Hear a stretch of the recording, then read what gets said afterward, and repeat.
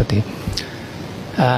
Saya ingin bertanya dulu kepada ahli, saudara pernah menduduki jabatan tertentu tidak di dalam bidang akademis?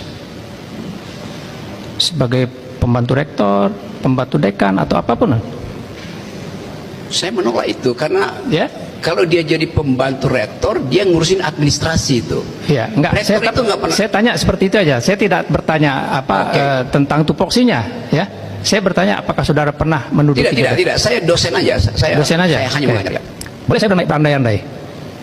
Ya. Andaikan saudara ditunjuk menjadi purek ya, atau pudek ya, bidang kemahasiswaan. Oke? Nah, di sini ada 3 hal yang akan saya tanya kepada saudara ya. Pertama, ada yang orang mengkritik tentang kedudukan saudara sebagai purek gitu, pembantu rektor misalnya bidang kemahasiswaan. Dia kritik saudara berkenaan dengan ketidakmampuan saudara, tidak cocoklah di bidang itu. Saudara tidak dekat misalnya dengan mahasiswa. Itu yang pertama. Terus yang kedua, saudara juga sebagai dosen, ya.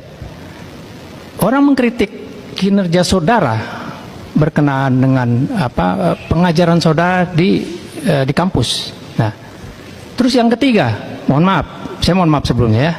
Orang mengkritik saudara saya lihat tadi di KTP-nya belum kawin. Yes. Orang mengkritik saudara sebagai seorang duda yang tidak bermoral. Seperti itu. Di 3 hal itu, manakah yang mempunyai potensi saudara marah kepada saya? Itu aja pertanyaan saya. Tadi yang ketiga apa? Yang tidak bermoral, tolong Pak Hakim. Seorang duda yang tidak bermoral. Duda yang tidak bermoral. Duda yang tidak bermoral.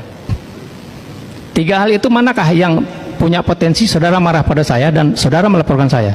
Saya nggak akan marah karena saya anggap dalam pertanyaan itu nggak ada poin tuh. Duda yang tidak bermoral. Memang ada duda yang bermoral, berarti lalu saya mesti buktikan dulu bahwa saya duda, lalu buktikan saya bermoral.